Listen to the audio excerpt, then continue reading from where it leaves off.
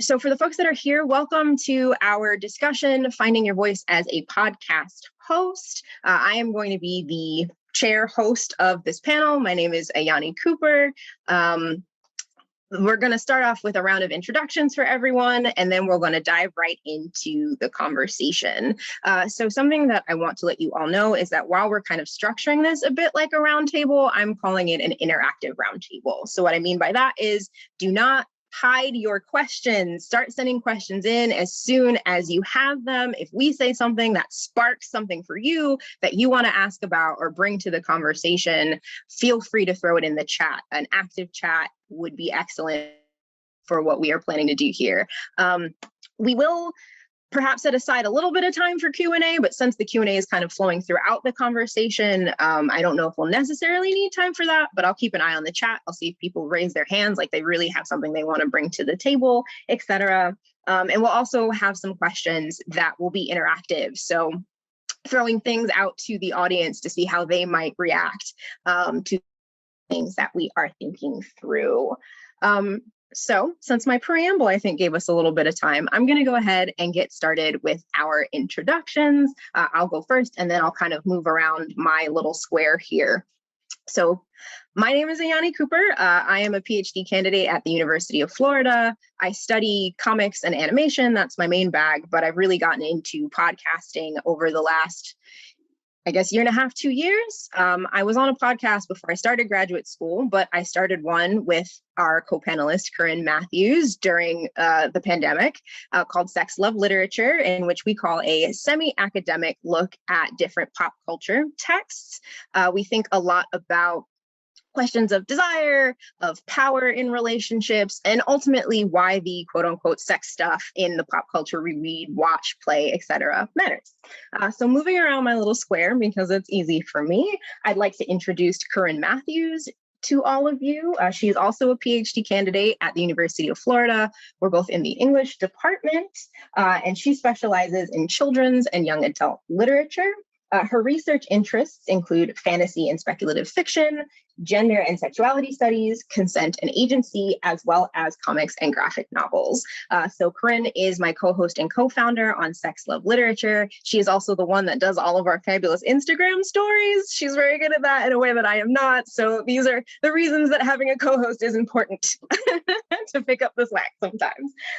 So moving around my square, we have Élaina Gauthier-Mamaril, who is a philosopher who produces the podcast Philosophy Casting Call, which is an interview podcast featuring underrepresented and traditionally marginalized philosophers. She also co-hosts Bookshelf Remix, where she and her co-host take deep dives into contemporary fiction by historically marginalized authors.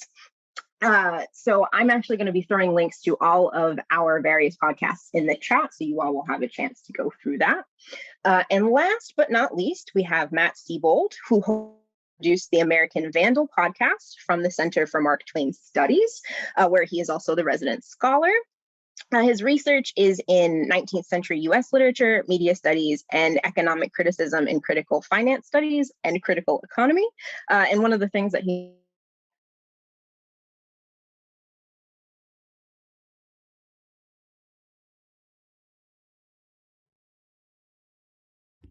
Did Ayanni freeze for y'all too? Yes. Yeah. Okay. So do you want to finish introducing yourself, Matt? And I can text her to let her know that happened. Sure. I think she got the gist of it, right? I host a podcast with the Center for Mark Twain Studies.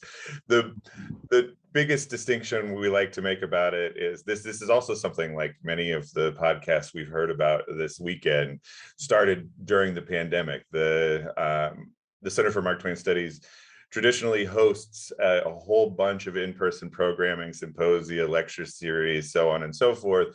Of course, all of those were put on hold at some point in 2020. And one of the ways that we decided we would try to deal with that was to launch a podcast.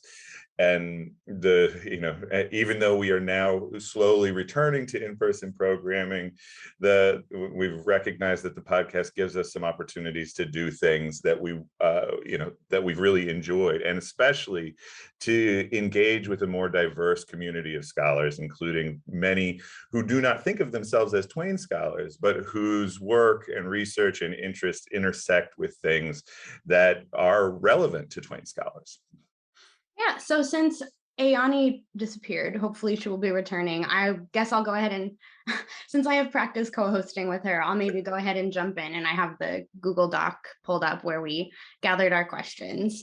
So maybe the first question, Ayanni says that she's restarting and she'll be back in a minute. But maybe the first question to think about is, what is the format of your podcast, and how does that format affect your voice as a podcast host? Because I think one of the things I've definitely seen throughout the symposium is that there are tons of formats that people use, and I think that affects both the tone and maybe even the kinds of preparation that people bring to podcast hosting. Would one of y'all like to go first? Go ahead. I can go. Yeah. All right. So I have two different formats for each of my podcasts. So the Philosophy Casting Call is an interview format, which means I had to teach myself how to interview, and I'm still learning. And one thing I'll say I found really helpful, I was able to access some kind of free mentoring on how to podcast and things like that. So I would really encourage anyone to just scour the internet. There are people giving up their time very generously to kind of do that type of mentoring. Mm-hmm. And so, yeah, it's different to go from having a conversation podcast to having to prepare for interviews. So you kind of have to learn to put yourself in the shoes of your listener, so to speak. So you're not completely engrossed in the conversation. You kind of have to interrupt and ask people questions about, like, what do you mean by this? Can you give me an example, or tell me more about this? Whilst with my other podcast, my conversation podcast, it has similar challenges that are different. So, I mean, in the sense that it's me and my friend talking to one another. So that means that we have to be careful to kind of be aware of the listener. But sometimes, especially in the beginning, we would tend to go too far in the other way, and it would kind of sound stilted, being like, hello, blah, blah, blah. So you realize that making a conversation sound natural is actually quite difficult. So that's kind of what I've learned from those two formats. In part because of the nature of the origins of the American Vandal podcast. During our first season, especially, which ran from October to December of 2020, we threw a lot of things.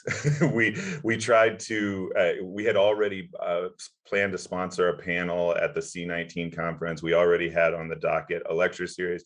So we tried to sort of take those events and build them into a podcast. And so we had sort of a lecture, a kind of traditional panel. We did, some traditional interviews, sort of one-on-one interviews, and then sort of slowly over time started trying other things. We had a reading group where we talked about I called it the Deep Cuts Book Club, right? Where an unfamiliar work from Mark Twain that I discussed with some scholars who had done work on the celebration of Christmas in the 19th century. But I will say that as the podcast has evolved, clearly what I have become most comfortable with is the conversational episode with usually 2 or 3 guests, right? So you have a variety of voices, and it sort of takes the pressure off of any one individual, and it allows us, a more natural flow to develop, at least in my experience. And so I think that's one thing that has definitely become clear to me about the medium for myself, is that I am more attracted to the 3 and 4 person pod than I am to the 1 or 2 person pod. Not that there aren't great narrative and interview podcasts, but it feels, the things that I like about it tend to come from that sense of a back and forth between, more than 2 people. So Ayanni, we're answering what is the format of your podcast and how does that affect your voice as a podcast host? So no, I will answer. I think one of the things that is maybe that Ayanni and I like to think is unique about our podcast is since we have kind of an irreverent topic a little bit, we tend to take more of an irreverent tone. So I don't necessarily use the same distance that I would use as a teacher when I'm teaching particular text. And since we teach a lot of, I do also teach a lot of pop culture kinds of text because I teach children's literature classes. But on the podcast, we talk about a lot of pop culture. So like if we're talking about something like Bridgerton and how sex is working there, we will both like have an analysis. We both had an analysis of like how consent is working there and the racial dynamics, but also like talking about some of the actors are like really hot, and that's like part of the tone that I hope comes through to like make our podcast both informative and like a fun, entertaining listen. Yeah, and I guess rounding that out, because I disappeared for a second there, I think one of the things that's nice about our format as kind of being a two-hander is that we play off of each other in a way that I don't necessarily get to do in the classroom or in a conference presentation. And I think that that definitely does influence the kind of tone that I take when speaking, because maybe I can be a little bit more willy-nilly because Corinne then will be like, wait a minute, we need to give some context here. So that back and forth play of our conversation influences how I project myself as a host. So we actually have a question in the chat that I think is interesting and related to the conversation we're just having. So Katie is asking, how do you find a co-host or multiple co-hosts? Which is a question. I'll answer super quickly. Corinne and I are in the same cohort in our PhD program. So it was very easy for us because I pretty much, what was the term we heard earlier in the conference? I podposed to her. I said, hey. A podposal. Podposal. I said, hey, bud, do you want to be my podcast buddy? And she was like, yeah, okay, sure. Sounds like fun. So I'll open the question up to our other two panelists. When you're working with co-hosts, or even I'll extend that to guests or people that are on, how do you find these people? How does that work for you?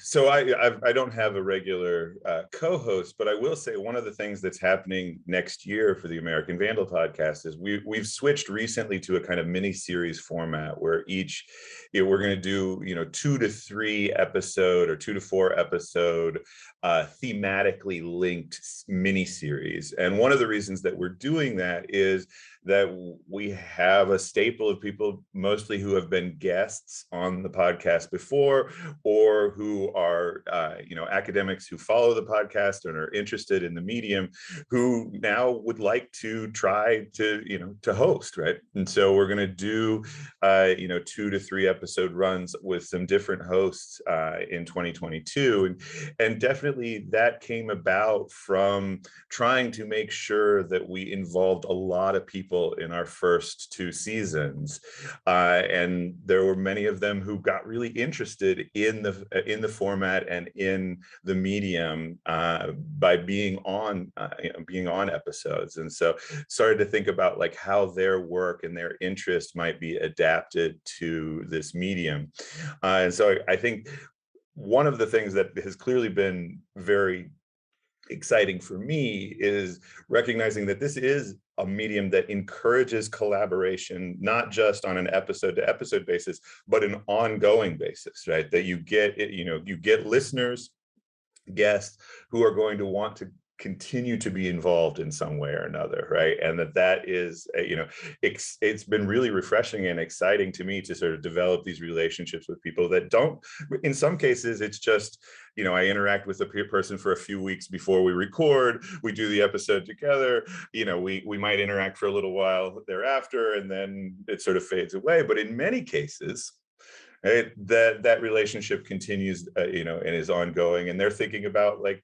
other ways that they would like to be involved. And that, from the perspective of the Center for Mark Twain Studies, that's what we want, right? The whole mission of our institution is to nurture scholarship, and so building these relationships with scholars who may not have otherwise, come to be a Quarry Farm Fellow or a Trouble Begins lecturer or be in a symposium. That's been a crucial part of the podcast.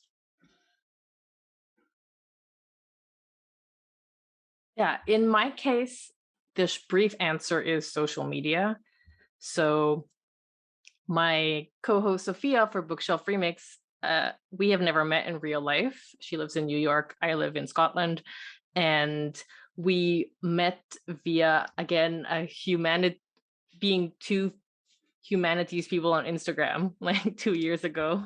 And we started chatting and becoming friends. And then I've wanted to start a podcast for a long time, but it kind of came together at the beginning of this year. We both randomly got the same book for Christmas and we read it at the same time. And then we started chatting to each other. And then we decided to like video chat because we were obsessed about talking about it. And we realized that we both had this same attitude towards reading fiction as people. I'm a philosopher and she's a comparative literature scholar.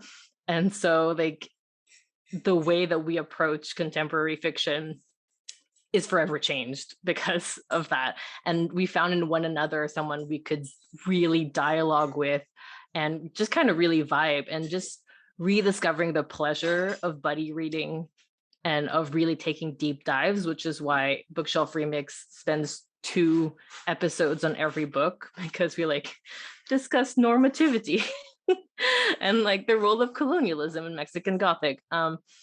So we just kind of embrace that part. And so in that sense, it was finding the right partner. It was finding so it wasn't necessarily someone I studied with or worked with, but I felt comfortable enough to see like we're on the same page, pun not intended, about this. And we kind of have a shared vision of what we want for this podcast. So I think that's very important. So whether you have a working relationship or a friendship, it's important to have that kind of understanding of what you want this to be, and also be very realistic about what everyone can put into like the work that is expected. I think that's important to discuss when you have a co-host or you're working with a producer or whatever. I think, for both of us, this is a side project. This is not our job. We're not funded to do this. So I think that's very important to establish. And about finding guests for Philosophy Casting Call, it is a lot of cold emailing and Twitter. I found so many guests on Twitter. That's a really cool kind of low-key way to be like, hey, I saw that you tweeted about this. This seems really interesting. Would you like to talk about it? Or, and in my case, because of the specific angle of my show, I would sometimes like go on deep research dives, put those PhD skills to good use, and kind of like find like who would be a good match for my show. And you go ahead and you email them. And in most cases, people have either like responded and been very interested, or responded and like I had Patricia Hill Collins be like, this sounds great, I'm too busy. I'm like, you responded to my email, I'm so happy, it's fine. So maybe building on that, so Ayanni is having internet problems today. But so maybe building on that, what kind of, since you've kind of answered this, Élaina, like what constitutes prep work for a normal episode for you? Because a big part, I think Ayanni and I have found in developing our voices as podcast hosts is figuring out how the balance between how much preparation we need to do and how much is maybe too much preparation, in like cultivating that kind of fun but informative but not like wild tone for the podcast. So Matt, maybe if you wanted to take a stab at that.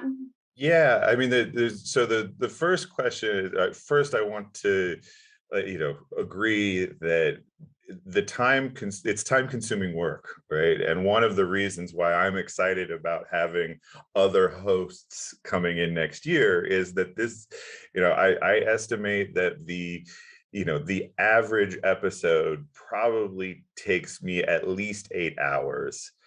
And that doesn't include the reading work that I often do as part of prep, right? If I'm interviewing somebody who has a recent book or a recent article that we're going to talk about, I'm clearly going to want to engage with that. And so that's a whole nother time consuming effort. But just the cold calling or cold emailing, the prep work beforehand, the getting my questions ready, then doing the editing, that alone is basically 8 hours of work at least, or at least consistently.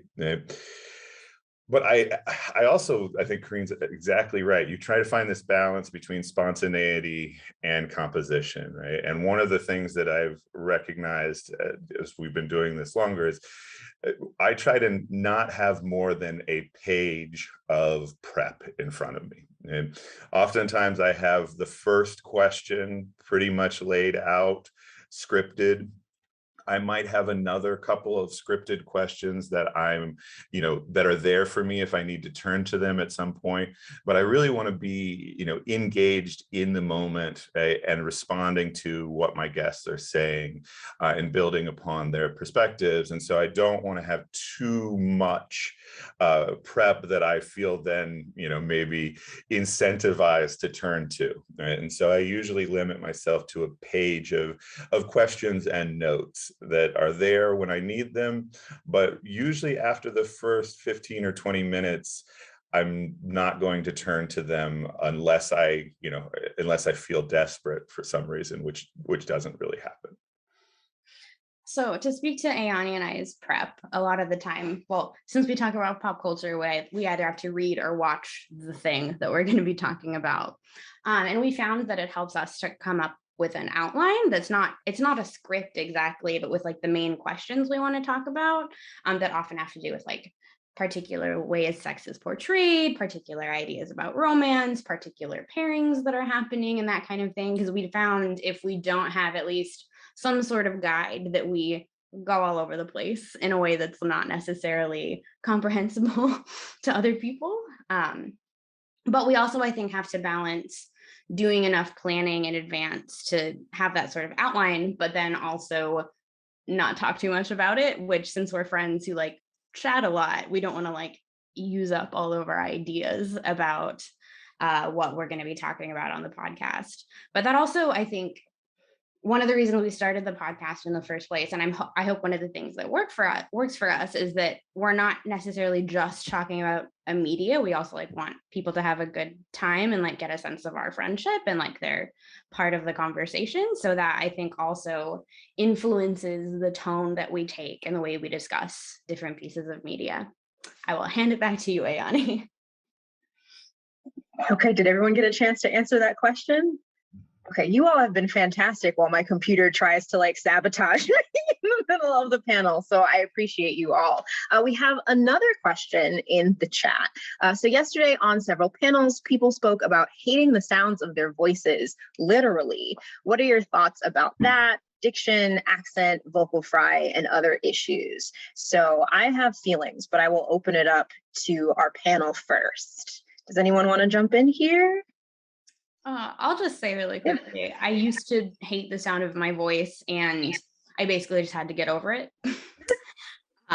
So Ayanni does a lot of our editing, but then I listen to the episodes and then have suggestions about like what further cuts might need to be made. So like I just had to get used to listening to my voice, and even though it's higher pitched than I would like, and whatever other reason, I just decided that I no longer cared, and that's my voice, and that's just the deal. Yeah, I would agree. It did take some getting used to. And then also when I was starting, especially the interview podcast, I realized I was being way too deliberate. I was like overthinking everything. And I started speaking very slowly with lots of gaps. And then, so, I mean, obviously you feel self-conscious once you listen back to that. But I tried my best to keep telling myself, this is a learning curve and it doesn't have to be perfect. And I think it sounds very basic, but it's very useful to keep telling yourself that. You're just like, it doesn't have to be like your favorite interviewer or your favorite podcaster.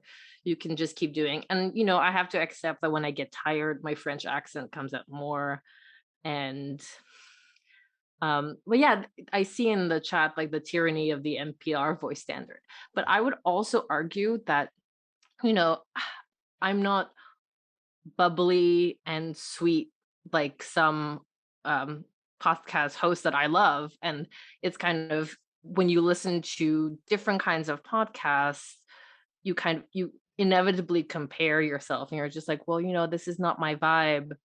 And so for me, it was more accepting the vibe more than the actual speaking voice. It was like, oh, I don't sound like this finished product in terms of rhythm or in terms of kind of whatchamacallit, like, it's like listening to a pop song. It's like, oh, I don't sound like Ariana Grande here. Instead, I sound like some like very melancholy jazz or something. And you kind of have to accept that that's what's happening. So that's what I had to get used to the most. The only thing I would add is, Saranac actually brought up in his panel yesterday the way in which editing is kind of meditative. And that's been, for me, one of the most therapeutic aspects of this over the last year has been the editing process. I learn so much from it. But among the things that the editing process has been good for is getting me acclimated to just accepting my voice, right?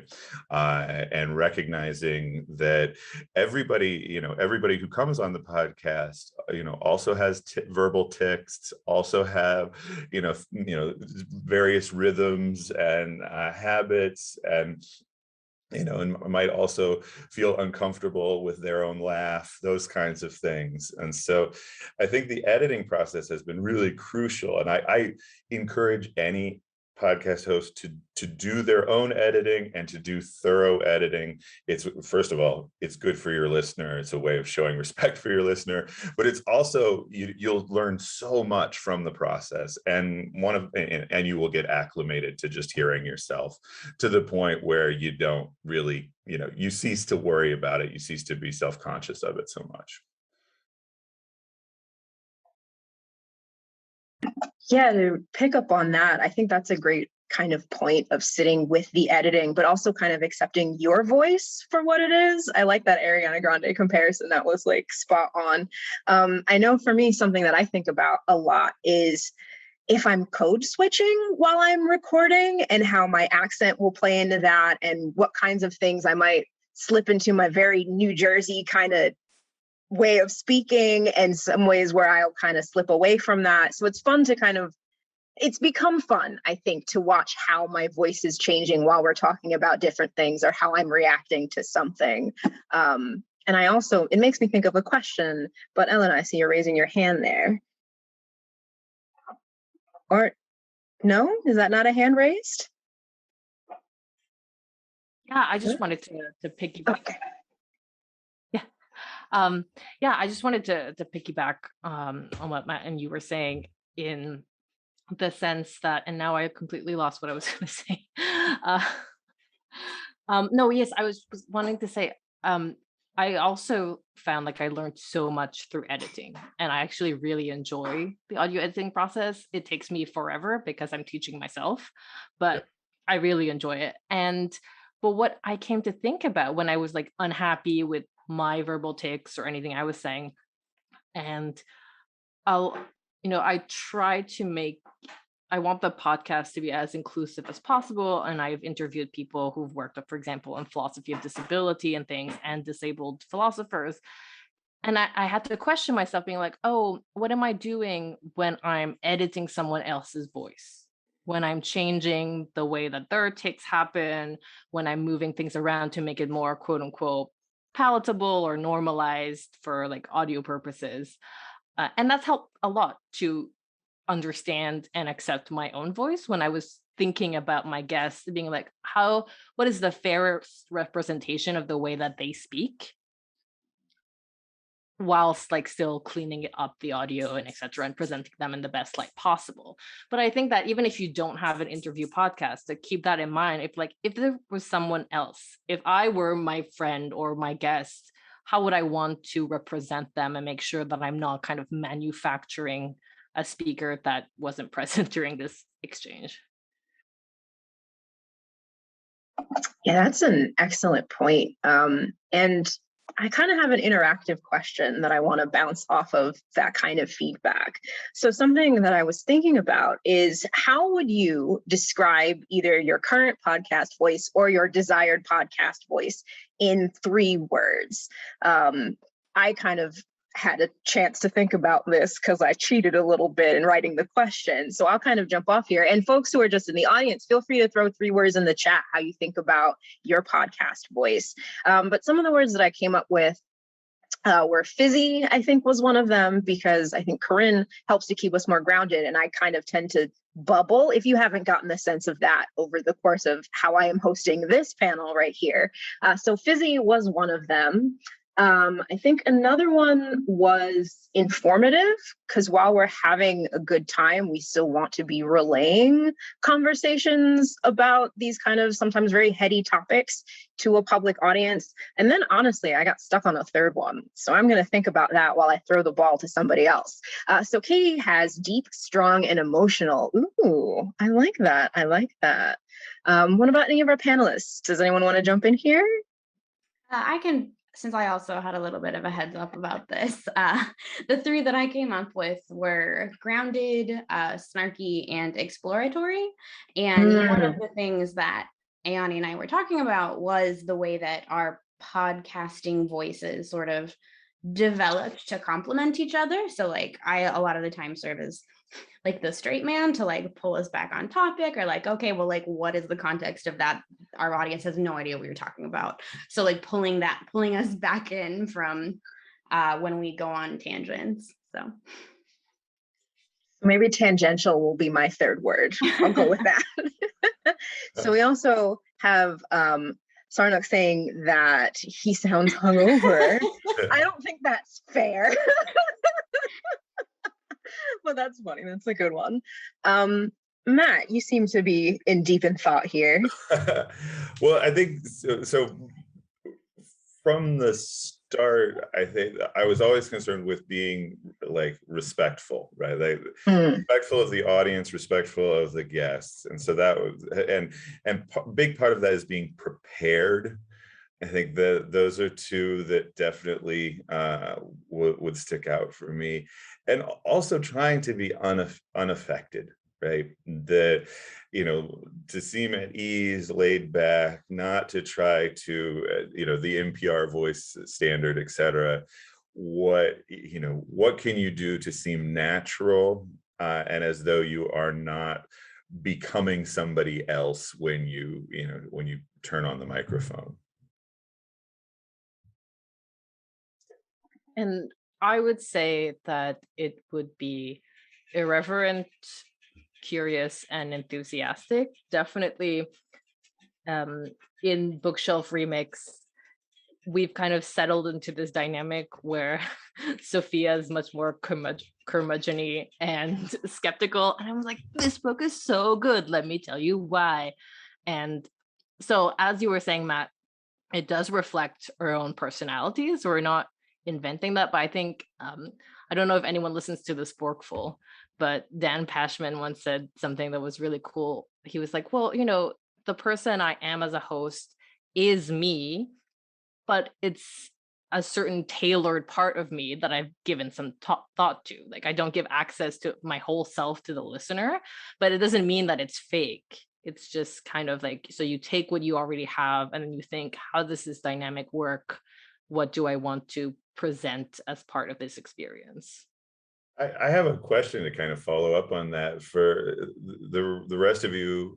all do sort of co-hosted podcast, and it sounds like with people who you have, you know, a long-term friendship or social relationship from. And my experience has been, I've had friends on the podcast, and I find it very interesting how the dynamic shifts when the recording goes on, right? And how do you deal with the sort of change that is naturally going to happen when you start creating something together for public consumption, when you also have this long-term ongoing intimacy that so you're both doing a public persona and a private persona with one another with great regularity. Has that affected your friendship? Have you talked about this? Like, how do you deal with this sort of co-host, being a friend? I kind of have a semi answer to that, because I think because our podcast is about sex stuff, which can be very personal. When we started the podcast, we had specific conversations about what parts of ourselves we were comfortable putting on the podcast and which parts of us we were not. So I think one of the ways we navigated that was by setting up sort of specific boundaries about because we're talking about sex in pop culture, but talking about sex, even when you're not talking about yourself, always ends up being personal in some way. So I think the way we navigated that was by being very explicit about what we wanted from that and what we were comfortable with. Feel free to add to that, Ayanni. Yeah, to kind of tack on, and this is a question that I'm going to answer and then throw out to everybody, but we also have been thinking a lot about how your teaching voice is different from your podcast voice, is different from your everyday voice. And Corinne and I have also taught together in certain circumstances. So I've kind of seen what she's like removed from the friendship space when she's kind of on in a public performance kind of way. So it almost feels like, because we're kind of going through a graduate school journey together, I can watch how her public and private voices are different and then react to those. So yeah, in a way, I think it's beneficial, because when the curtain goes down, so to speak, we can still have a dialogue, but we also have an understanding for both of us what it means when the curtain goes up again. Yeah, I think they play off of each other, but in a way that's helpful rather than detrimental. I would definitely co-sign the practice of discussing boundaries, which is something we did not do. We haven't encountered any significant problems, but that's probably something that we should think about. But I kind of use the topic at hand to help us guide it. So although we may talk about personal things that are happening in our day-to-day life when we text each other, when we're doing the podcast, because we've generally thought about an outline of themes we want to explore or quotes we want to focus our conversation on, then it kind of helps. But for me personally, it also gives me the freedom to talk when I know that I have the control over editing. So if we do go on a tangent on something that's super personal, I can't cut that out. It's more work for me, but I kind of relieve that pressure. So one good thing about making a podcast is it's not live. So if you do go down a path that you're I'm not sure I want to release this to the world, you can cut it out. But in my experience, what has worked is having that outline and knowing what the topic at hand was. And if someone hasn't mentioned it on air, if my co-host has not mentioned something from her life on air, I will not reference it. And then once it's out there, then I consider that to be fair game. I have a question, actually, if that's okay. I was wondering if anyone has, if you've been a guest on a podcast, and if you've noticed that your podcast voice as a guest is different than your voice as a host or a co-host. Massively. How? I think the one thing I've noticed is that I talk way faster as a guest than I do as a host. And this is also something that I would say, to go back to Ayanni's last question too, it's the same with my teaching, right? That when I get teaching evaluations, oftentimes my students will comment on the fact that sometimes I go too fast, I talk too fast. And I don't think that I have a tendency to do that on the American Vandal so much. And when I tell this to my friends and family, they are always shocked by it because that's not necessarily my normal rhythm. But in particular environments, for some reason, my pace just speeds up significantly. And when I've gone on other people's podcasts, I've noticed that that's one of the scenarios where that happens to happen. I think Sarah can probably speak to it. I was on High Theory, and I listened to the episode, and I was like a little overwhelmed by the pace at which I was speaking. Yeah. Yeah, I would agree. As I mentioned before, when I'm hosting, I tend to be a lot more deliberate. And then when I'm a guest, I just be like, here's the answer to your question. Let me blah, blah, blah, blah, blah, blah. Oh, does this make sense? I don't know. Ha, ha, ha. And so, yes, I do feel that when I'm a guest, it's more akin to me teaching or me presenting. And I don't feel like a presenter as a host, if that makes sense.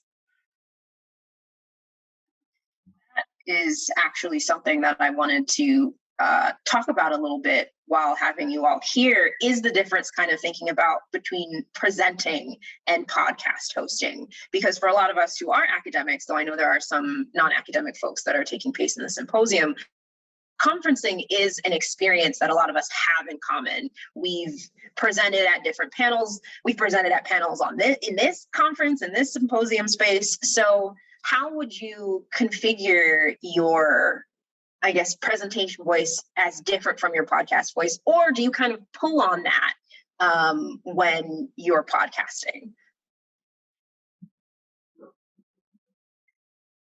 I'll maybe to go first. So at least in the norm in English is to write a paper and read it for presentations. I know that's the norm. That's not the norm in every field. So I think I'm just a lot more scripted when I'm presenting for presentations, and a lot more concerned about like the formation of every sentence. Whereas in podcasting, I think I'm just a lot looser. And I feel like, and this is partially because of the format of sex love literature, I probably make more jokes and feel like I can go on tangents, which I don't do when I present academically. I do still make jokes though, because I think presentations without jokes are not fun. That's definitely sounds familiar to me. And I think that maybe the way to think about it for me is, I do think of the conference presentation usually as a step in an ongoing process that is going to yield to some form of writing product. That's part of the training, right? That's sort of, I don't necessarily think that should necessarily always be the case. I think a conference paper can be the final product. And I've seen many where I was sort of thought that was appropriate and well done. But certainly my own habit has always been to consider the conference paper something that's part of a developing written project, and therefore is heavily scripted, even if it has jokes, right? And is designed. Whereas at least at this point, I haven't figured out how the podcast fits into my sort of process of developing, scholarship. Right? Now, maybe it will at some point. I've only been doing this a year. And certainly I've learned an enormous amount from these conversations, and they yield a product. So there's, they're quotable, et cetera. There might be, in fact, I did an LA Review of Books piece recently where I did quote what somebody said on one of the episodes. So like, there may be a way in which the podcast becomes part of how I think about my professionalization goals and the ongoing research that I'm doing. But at this point, I don't know what that is yet, the way that I certainly do have a sort of practice when it comes to conference papers. I would say that both of my podcasts were created with me as like the ideal listener in mind. So both of them were meant to kind of answer this need for community. Within philosophy, it's still a very conservative discipline. It's still very male, very white male. And I found that I needed to be in contact with the people whose research I was actually using and actually reading in my scholarship, which were maybe people who weren't as known, were kind of off the beaten track. And then I just wanted to talk to them. And so it came from this very like selfish desire of being like, I just want to interview this person because I love their paper. And then I was like, I want to show that these people exist and these people are doing great work. And that kind of motivated me to do that. So I guess like my academic life influenced like my motivation for starting each podcast. Kind of like with Bookshelf Remix, like I wanted a podcast, a book review podcast that did think about like normativity and things. I just wanted to listen to that. So I was like, I'm gonna make it. And in that sense, I think, Corinne, you said at the beginning, with the podcast, you obviously can be a little bit more professional. Like you wouldn't say certain things in front of your students, like when you're actually teaching a classroom. But in a sense, I do have a pedagogical framework in mind. Like in my classes, you want to be able to engage the students and help them to actually engage in the practice of thinking, of writing, of speaking, of all of these things. With a podcast, you can't do that directly with your listener, but you can still have that in mind of being like, it's not just me in my room talking to my friend, like, why do we think that this theme is important in this book? Why are we bringing it up? How does it relate to us as biracial women and all of these things? And just believing that if it helps someone somewhere, someone feels seen. Like I just had one person say, I listened to this episode and I'm going to apply to like study with this professor. And I was like, this is all I need. Like, I just need to know that these connections are happening. So that's how I relate kind of my experience in academia and the spaces I want to create with each podcast. Yeah, on that a little bit, I definitely think that I bring a lot of the things that I care about academically into the podcast, even if I'm not talking about them in the same exact way, especially since, and I know Corinne and I have had conversations about this both off and on the pod, but when you study something like comics, a lot of times you do have to define what it is you're studying as something worthy of study. And that's not necessarily the case on a podcast. No one is going to be like, wow, why are you talking about pop culture on this podcast? That's just not something that comes up. So it's almost a path of least resistance sometimes, in a way, that we can have these conversations and be like, yes, these are things that matter, because a lot of times the audience are already going to be like, yeah, you're right. Talking about these kinds of things matters because there's already that interest there and there's already that flow of conversation that's happening there.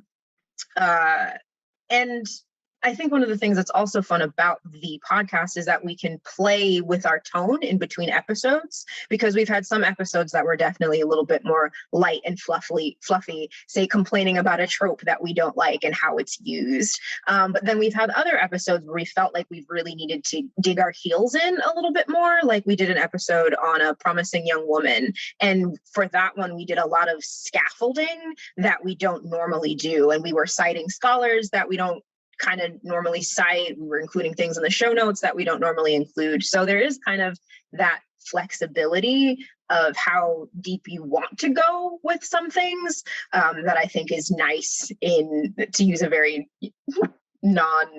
weighty word, but it feels good to be able to have that kind of flexibility when you have a show that you're working with. So I do want to remind folks that we are kind of answering questions as they go. So in this last 10 minutes, if you have any burning questions, please feel free to raise your hand or throw them in the chat. I'm going to keep the conversation going, even though I know it is getting later on a Saturday. But to rewind our conversation a little bit, is there a piece of advice that you all would have liked to receive at the beginning of your podcasting journeys about cultivating a podcast voice? Is there something you wish somebody had said to you, clapped you on the shoulder and said, blah, blah, blah, blah, blah? What are your kind of thoughts and feelings about that? Do you want to go ahead, Matt, or? I can, yeah. I mean, I think there's a lot of things that I would have liked to know in advance that could have benefited me. But in terms of the sort of cultivation of a voice, I think one of the things that is a challenge, but also, really important, particularly in the kind of format that I'm working on, is keeping your guests comfortable or getting them comfortable as quickly as you can, right? And there's always going to be a period of time at the beginning. We aim for roughly hour-long episodes. That's kind of where we're at. And so there's always going to be, a lot of the best stuff is going to come later in the conversation once people get comfortable. And so strategies for finding ways to get them at ease, I would have loved to have some of those, because I've been learning them all completely on the fly. And maybe some of that is necessary, but I had no expectation about how these conversations would go. And now I see that there's a pretty consistent rhythms, regardless of whether we're talking about billions or an academic article or the myths of Reconstruction at the moment of insurrection, right? It doesn't matter what the topic is. There is going to be a certain rhythm to a podcast conversation, a certain structure that happens over and over and over again. That is not something that I recognized or had anticipated until I was doing it. Yeah. I'll maybe answer next and also kind of address Christina's question. So Ayanni and I are both graduate students, and maybe I think one of the things that I maybe wish we would have tried is our first thing we recorded, we did put out as an episode, but it is a very chaotic episode. So like we did an episode on Hulu's The Great, and it's very fun, but I wish we had given ourselves perhaps a few practice recordings in which to develop both like our podcast voices, what kind of organization would work for our podcast, and our podcasting rapport as distinct from our friendship rapport. So like I think particularly as a grad student, there's just like so much pressure to produce things that like you like have to turn that paper into an article. You need to go to that conference. You need to like turn everything into a product. And it's okay to have some things that are just for practice that don't have to go anywhere. And that's fine, because the utility of that is developing your voice and your and your format. And I will say the Great episode does actually have a lot of listens. It's very odd. It's very chaotic, but people do, I guess, love chaos. But personally, I am more comfortable when there's like a little bit more order, and practice, I think, would have helped me to develop that. Yeah, I was just kind of answering the original question and addressing what's in the chat. The idea of finding a format that works for you, etc., finding your voice. I think about finding my voice, I was thankfully aware of the importance of pre-interviews. And I think I wish someone would have told me like how to get the most out of your pre-interview, because as you say, Matt, like people take a while to get comfortable, and you can't just expect the first 5 minutes to be gold material. So it's kind of like, as a host or as an interviewer, how do you help them get to the juicy bit or the bit that will hook the listener in the first 5 minutes. And I think with practice, I discovered you can actually do that in the pre-interview. You can be like, hey, if I ask you this question, how would you answer? And then you kind of take note of that and remember that and be like, so you said that you discovered philosophy this way. Tell me more about it. So you can kind of like jump straight into it, as opposed to have someone like awkwardly list their CV for 5 minutes because they're nervous. So I think that would have been useful for me. In regards to trying different formats, I would kind of give the same answer I would give to someone who asked me if they should go to grad school, which is you have to be sure, or like at least think long and hard with yourself about why you want to do it. So if you want to start a podcast, determining the format and what you want will be largely part of being like, what is your motivation for doing this? Is it to network? Is it to talk about your research? In another panel, it was really interesting. It was kind of like a journal of what their project was doing. So they would kind of do a podcast to be like, this is the next step in our project, to kind of raise awareness of how do you do like critical studies projects. So you kind of depend, like, what is the purpose of this podcast? What do you want to do? But then also establish like how much time you're willing to put into it. Like if producing 1 episode a month is all that you can realistically do, then you might choose that for your format. You can always change it in the future, but it's kind of saying, if it's just you chatting with your friend, you might not need as much prep. But if you want to have like a deep investigative, like hour-long episode with music and stuff, and I would encourage you to do that if you want to do that. But then if you have to teach yourself how to audio edit and things like that, you have to factor that into your prep work. So it would be think about what your motivation is. Do you want to talk to other people? Do you want to kind of have an on-air diary? Do you want it to be kind of like soothing reading of poetry? Like you kind of, that will determine what your format will be. Can I add to that? This is a very, just a very practical piece, is look for podcasts that allow for guest episodes, right? The first podcast episode I did was with C19, the Society of American 19th Century Americanists, has a podcast, and every episode is produced and hosted by a different person who's a 19th century Americanist, right?